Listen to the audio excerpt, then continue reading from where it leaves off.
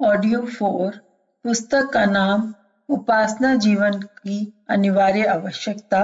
लेखक वेदमूर्ति तपोनिष्ठ पंडित श्री राम शर्मा आचार्य। परमात्मा समस्त सत प्रवृत्तियों का केंद्र एवं अनंत शक्तियों का केंद्र है। जीव अंत में विभु बनना चाहता है और उसे अपने सामने एक आदर्श उपस्थित रखना होगा। बड़ी बड़ी इमारतें बनाने वाले इंजीनियर पहले उसका नक्शा या मॉडल बनाते हैं और उसी आधार पर अपना निर्माण कार्य प्रारंभ करते हैं। हम अग्रगामी होना चाहते हैं, आत्मा को परमात्मा के रूप में, मानव को महामानव विश्व मानव के रूप में परिणित करना चाहते हैं तो आवश्यक है उसके लिए कोई नक्शा या मॉडल सामने हो। सच्चित आनंद स्वरूप परमात्मा ऐसा ही आधार है जिसको निहारते हुए अपनी प्रगति का कार्यक्रम तैयार कर सकते हैं। कहते हैं कि भृंग नामक मक्खी झिंगुर को पकड़कर अपने घर ले जाती है। झिंगुर उसकी गुंजार सुनता और रूप देखता रहता है। फलस्वरूप धीरे धीरे वह इस तन्मयता के आधार पर अपना झिंगुर स्वरूप बदलकर भृंग के रूप में कायाकल्प कर लेता है। पुरानी धर्म पुस्तकों में कीट भृंग का यह दृष्टांत जगह जगह मिलता है। बात कहाँ तक सच है ये खोज का विषय है, पर आत्मा के संबंध में ये सर्वथा सत्य है।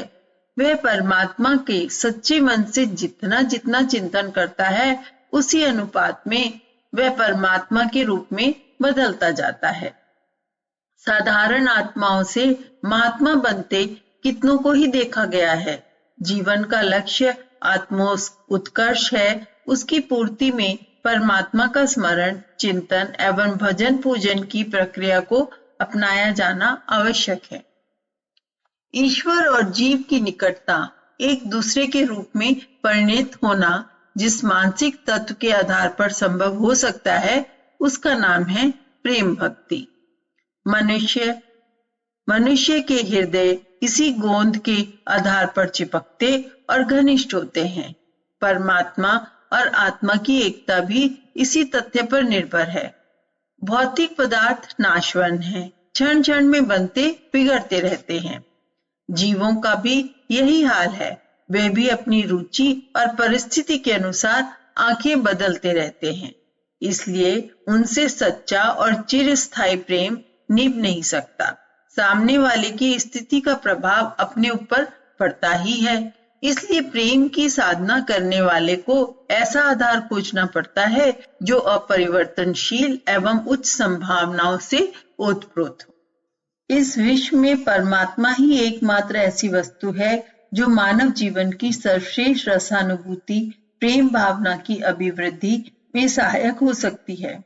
भक्ति भावना अपने आप में एक विभूति है और जिसे इसका एक कण भी प्राप्त हो गया है वह धन्य हो जाता है। इस भक्ति साधना का अभ्यास भी उपासना की पूजा अर्चा द्वारा ही संभव है। आस्तिकता के अनगणित लाभों को उठाया जाना तभी संभव हो सकता है जब उपासना को दैनिक जीवन में नियमित एवं निश्चित रूप से निरंतर करते रहा जाए। केवल ईश्वर है इतना मान लेना मात्र से उस मान्यता के द्वारा कुछ महत्वपूर्ण प्रयोजन सिद्ध नहीं हो सकता। इसलिए हम में से प्रत्येक को यह प्रयत्न करना चाहिए कि दैनिक जीवन में उपासना के लिए कोई निश्चित एवं निर्धारित विधान अवश्य हो। ईश्वर उपासना से महान आध्यात्मिक लाभ। जल में प्रवेश करते ही उसकी उष्णता या शीतलता का तत्काल मान होता है। आग के पास बैठने वाले को उसकी गर्मी मिलना स्वाभाविक है। किसी भी वस्तु की समीपता मनुष्य के जीवन में अपना विशेष प्रभाव अवश्य छोड़ती है। बुरी वस्तु का संग बुराई पैदा करता है और भली का भलाई। संसार में सभी लोग इसलिए भले आदमियों और भली वस्तुओं का सानिध्य प्राप्त करना चाहते हैं। ईश्वर उपासना का अर्थ है ईश्वर के समीप बैठना।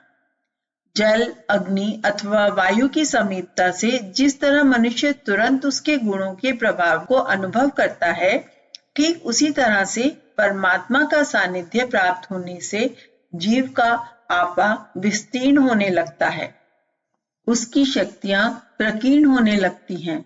उस प्रकाश में मनुष्य न केवल अपना मार्गदर्शन करता है, अपितु अनेक औरों को भी सन्मार्ग की प्रेरणा देता है। एक ईश्वर आराधक की शक्ति इसलिए बहुत बड़ी और जाज्वल्यमान समझी जाती है क्योंकि वह सर्वशक्तिमान ज्योति में अंतर्हित होकर स्वयं भी उसका उत्तराधिकार अनुभव करने लगता है। यजुर्वेद में इस संबंध में प्रकाश डालते हुए कहा गया है,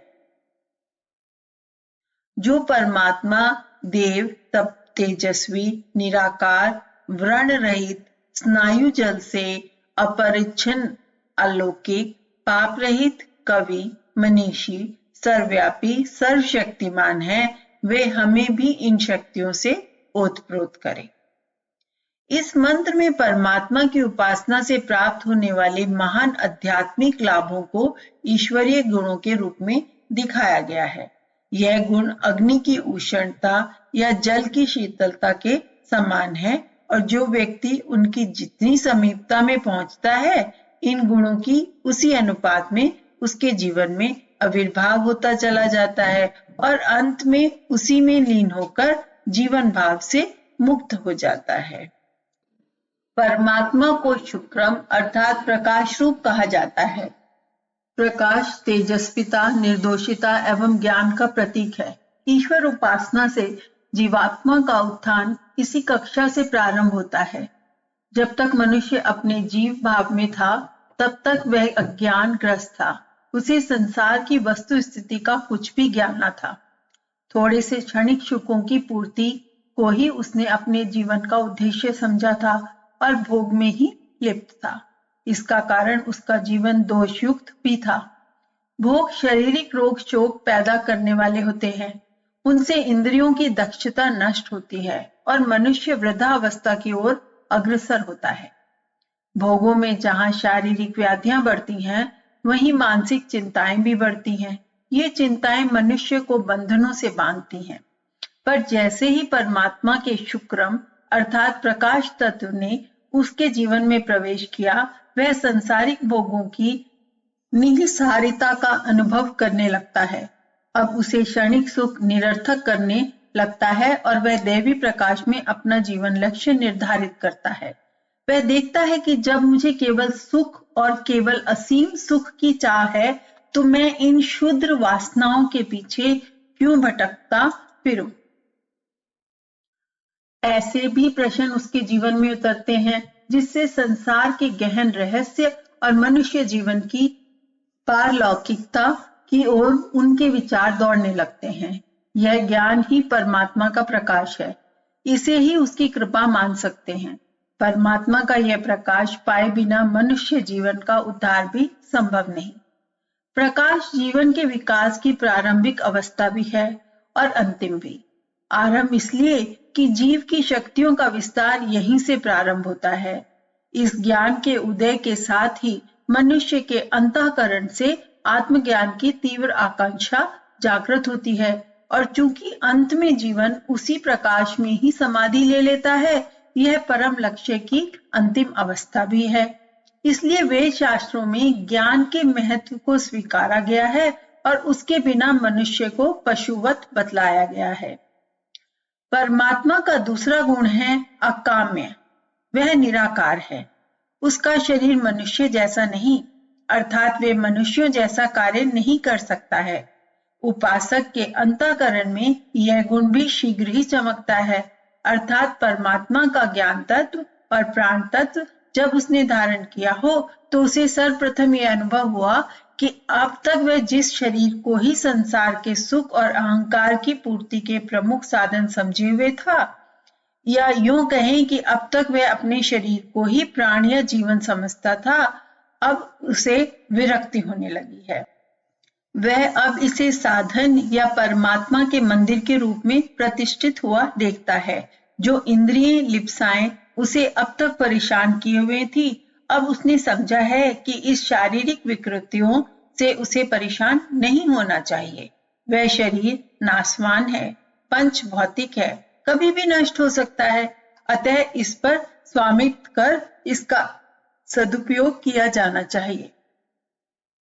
इन भावनाओं के उदय के साथ ही उसे प्राण तत्व या शरीर में प्रतिष्ठित चेतना का अनुभव हुआ और उसने विचार किया कि अपने अदृश्य शरीर प्राण शरीर को प्राप्त करना चाहिए।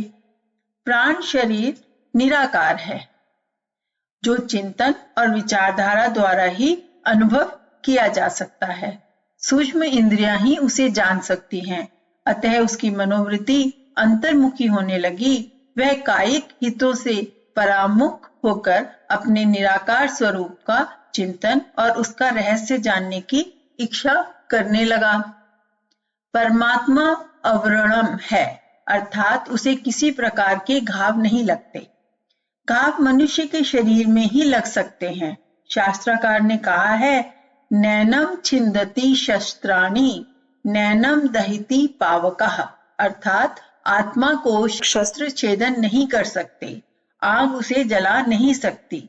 जब तक मनुष्य में शरीर भाव था तब तक सांसारिक ताप और शारीरिक कष्ट उसे अप्रिय लगते थे और हर क्षण इनसे छुटकारा पाने के लिए ही वह प्रयत्न करता था।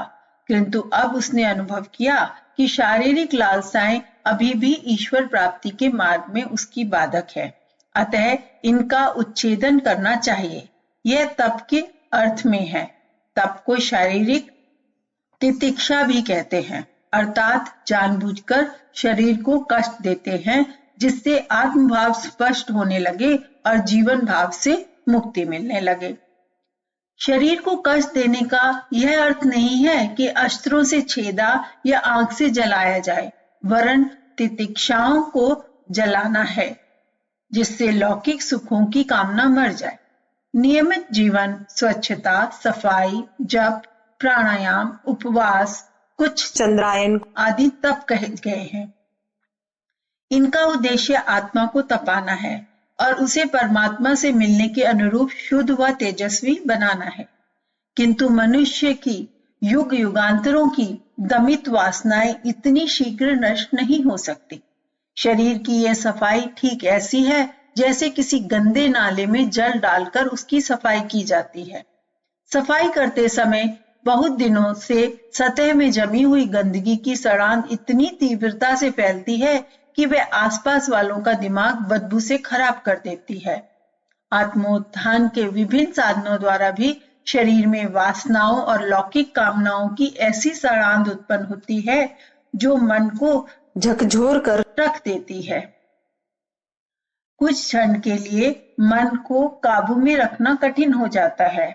इस हलचल की प्रतिक्रिया को ही अग्नि दीक्षा या प्राण दीक्षा के नाम से पुकारा जाता है और उस स्थिति को संभालने के लिए किसी योग्य तथा अनुभवी दर्शक की बड़ी आवश्यकता बताई गई है। परमात्मा का अष्टाविराम गुण इस बात को बोध कराता है कि उपासक परमात्मा की प्राप्ति के लिए जब संधान करे तो वह शरीर की चंचलता को हर तरीके से रोके। ये कहते हैं कि परमात्मा की ओर अचल भावना से प्रतिष्ठित हुई जीवात्मा शारीरिक चंचलता, इंद्रियों की भड़कन या मनोविकारों से प्रभावित नहीं होती है। परमात्मा नित्य शुद्ध है और वह अपने उपासक में पाप कैसे देख सकता है। दूध में शुद्ध जल मिल सकता है, गंदा जल तो उसके स्वरूप को ही बिगाड़ देता है। अग्नि में लोहा डाला जाता है तो वह अग्नि वर्ण का हो जाता है। परमात्मा अपने भक्तों के पापों का इसी प्रकार संहार करके उन्हें नष्ट करता है। यही बात उपासक की ओर से भी होती है। वह अनुभव करता है कि पापपूर्ण जीवन बिताकर परमात्मा को पाना संभव नहीं। वैसे ही पुराने पापों का फल पाए बिना भी उसकी सिद्धि संभव नहीं। इन दोनों स्थितियों में संतुलन रखकर वह अपने पापों का धैर्यपूर्वक प्रक्षालन करता है और परमात्मा से मिल जाने की योग्यता प्राप्त करने में संलग्न रहता है।